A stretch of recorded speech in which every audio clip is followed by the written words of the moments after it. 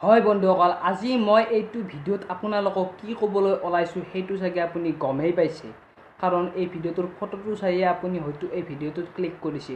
হয় বন্ধুসকল, আপোনালোকেতো নিশ্চয় হোৱাটছআপ ইউজ কৰেই।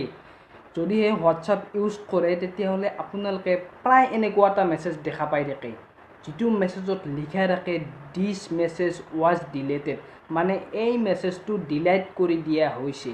হয় বন্ধুসকল, এই মেছেজটো আপোনাক যোনে দিছে, আপোনাৰ ফ্ৰেণ্ডে বা যোনে দিছে আপোনাক সেই মেছেজটো, আপোনাৰ মোবাইলত সেই মেছেজটো দিয়াৰ পিছত আপোনাৰ মোবাইলত আহিছে আৰু মোবাইলত অহাৰ পিছত আপোনাৰ মোবাইলে তাক ৰিচিভ কৰিছে। ৰিচিভ কৰাৰ পিছত সেই মেছেজটো যিজন ব্যক্তিয়ে আপোনাক মেছেজটো পঠাইছিল তেওঁ কিবা এটা ভাবি কেনে মেছেজটো ডিলাইট কৰি দিলে। তাৰ ফলত আপুনি হোৱাটছআপটো অ'পেন কৰাৰ পিছত যে দেখা পালে এটা মেছেজ আহিছে আৰু হোৱাটছআপটো অ'পেন কৰাৰ পিছত আপুনি দেখিলে যে সেই মেছেজটো ডিলাইট হৈছে, দিছ মেছেজ ৱাজ ডিলেটেড এনেকৈ লিখা আছে। তো তেতিয়া আপুনি ভাবি ভাবি মূৰ নষ্ট কৰি দিয়ে যে সেই মেছেজটোনো কি আছিল, তাতনো কি লিখিছিল আপোনাৰ ফ্ৰেণ্ডজনে, যাৰ বাবে সেই মেছেজটো আপোনাৰ ফ্ৰেণ্ডজনে আপোনাক দিয়াৰ পিছতো ডিলাইট কৰিব লগা হ'ল।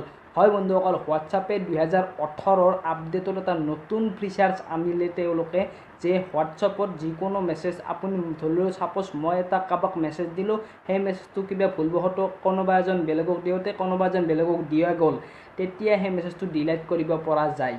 হয়, এইটো সুবিধা ইউজ কৰিয়ে কিছুমান হোৱাটছআপ ইউজাৰে এই সুবিধাটো ইউজ কৰিয়ে যে আপোনাক মেছেজটো দিছে আৰু দিয়াৰ পিছত হয়তো কিবা এটা বেলেগ দিয়া গ'ল, তাৰ ফলত আপোনাৰ সেই ফ্ৰেণ্ডজনে আপোনাক যি মেছেজটো দিছিল তাৰ পিছত সেই মেছেজটো আপোনাৰ মোবাইলত ৰিচিভ হোৱাৰ পিছতো সেই ফ্ৰেণ্ডজনে যোনে আপোনালৈ পঠাইছিল মেছেজটো, সেই ফ্ৰেণ্ডজনে ডিলাইট কৰি দিলে। তাৰ ফলত আপুনি আপোনাৰ হোৱাটছআপত যি চালে যে মোৰ মোবাইলতো এটা হোৱাটছআপ মেছেজ আহিছে, কিন্তু মেছেজটো আপুনি চাব পৰা নাই, তাত লিখা আছে মাত্ৰ দিছ মেছেজ ৱাজ ডিলেটেড।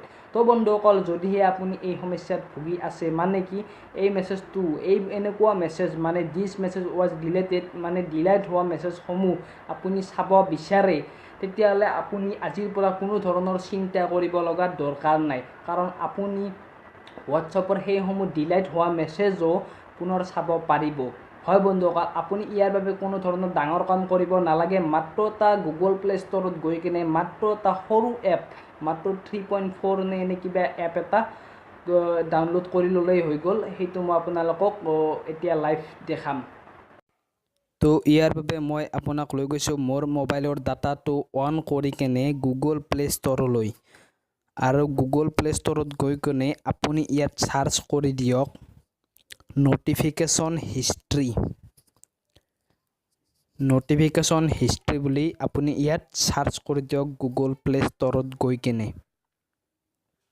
আৰু এনেকৈ চাৰ্চ কৰি দিয়াৰ পিছত 3 নম্বৰ যিটো ওপৰৰ 3 নম্বৰ যিটো এপ আহিছে, সেই এপটো আপুনি ধুনীয়াকৈ ইনষ্টল কৰি লওক। এইটো এপ 1 মিলিয়ন মানুহে ডাউনলোড কৰিছে, খুবেই এটা ভাল এপ। এই এপটো আপুনি ইনষ্টল কৰি লওক, আৰু ইনষ্টল কৰি লোৱাৰ পিছত এই এপটো আপুনি আপোনাৰ এতিয়া মোবাইলত অ'পেন কৰক, আৰু অ'পেন কৰাৰ পিছত এই এপটোক যিখিনি পাৰ্মিশ্যন লাগে সেইসমূহ পাৰ্মিশ্যন আপুনি এলাউ কৰি দিয়ক। য়েছ মাৰি দিয়ক, এলাউ কৰি দিয়ক। তাৰপিছত ছেটিংছত যাই কিনে এলাউ কৰি দিয়ক, অ'কে মাৰি দিয়ক, আৰু ন'টিফিকেশ্যন হিষ্ট্ৰীত এলাউ কৰি দিয়ক। তাৰপিছত এতিয়া আপুনি বেকত আহক, ৱেলকাম জনাইছে আপোনাক ন'টিফিকেশ্যন সেই এপটোৱে। এতিয়া বেকত আহক, আহি কিনে এই যিটো এপ, সেই এপটোত এই যিটো ৰেড কালাৰ যিটো এপ আছে সেই এপটোত আপুনি চাব পাৰিব আপোনাৰ ডিলাইট হোৱা মেছেজসমূহ। তো এতিয়া মোৰ এটা মেছেজ এটা আহিছে হোৱাটছআপত, আৰু ইয়াতো ছেম একেই message, this message was deleted, মানে এই মেছেজটো পুনৰ ডিলাইট কৰি দিয়া হৈছে যোনে দিছে মোক এই মেছেজটো। হয়, এতিয়া মই ন'টিফিকেশ্যন হিষ্ট্ৰী নামৰ এপটোত যাম, যাই কেনে য়েছ বুলি কিছুমান এলাউ মাৰিব বাকী আছিল, এপটোত যাই কেনে মই সেই মানুহজনে দিয়া মেছেজটো চাব পাৰিম অতি সহজে। ইয়াত লিখিছিল হেল্ল' কি, আৰু এটা লিখিছিল হাই, এই দুটা মেছেজ আছিল, আৰু হাই। হয় বন্ধুসকল, আপুনি এইখিনি কৰাৰ পিছত এপটো আপুনি ইনষ্টল কৰি ল'লে, আৰু তাৰপিছত আপুনি আপোনাৰ যি হোৱাটছআপত মেছেজ আহিব সেই মেছেজসমূহ ডিলাইট হোৱাৰ পিছতো আপুনি তাক ধুনীয়াকৈ চাব পাৰিব।